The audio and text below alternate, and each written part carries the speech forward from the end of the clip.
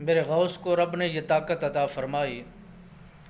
کہ جس فن کے اندر بھی آپ تشریف لے جاتے، علم نجوم میں جاتے، علم فلسفے میں جاتے، تصوف میں جاتے اور تفاسیر کے اندر جاتے، احادیث کی روشنی کو دیکھتے، جس طرح بھی غوطہ زنی کرتے، جس علوم کے اندر بھی آپ کوشش جد و جہد کرتے تو ساری چیزیں آپ کے لیے آسان ہویا کرتی تھی۔ اور بغداد کے شہر کے اندر آپ کا نام بہت بلند، بہت زیادہ گردش کر رہا تھا۔ ہر دل کے اندر ایک چاشنی سی پیدا تھی اور ہر بندہ یہ خواہش مند تھا کہ حضرت غوث الاعظم شیخ عبد القادر جیلانی سرکار کی قربت میں رہ کر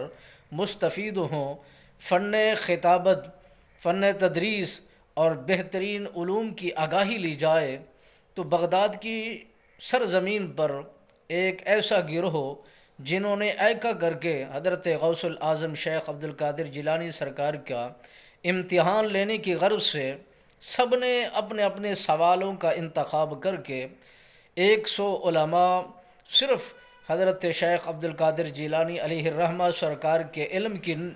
علم کی کیفیت کو دیکھنے کے لیے پہنچے۔ ان کے اندر یہ سوال تھا کہ ہر کسی کا سوال مختلف ہوگا، ہر کسی کا ذہن مختلف ہوگا، ایک سوال اٹھایا جائے گا، اس کا جواب لینے کے بعد پھر دوسرا اٹھایا جائے گا۔ اسی تسلسل کے ساتھ وہ 100 علماء کا گلدستہ شیخ عبد القادر جیلانی سرکار کی دربار گوہربار میں آیا۔ تو جیسے ہی آپ نے، کیونکہ معرفت میں آپ کا نام تھا، کشف میں با کمال تھے، آپ نے کشف کر کے دیکھا تو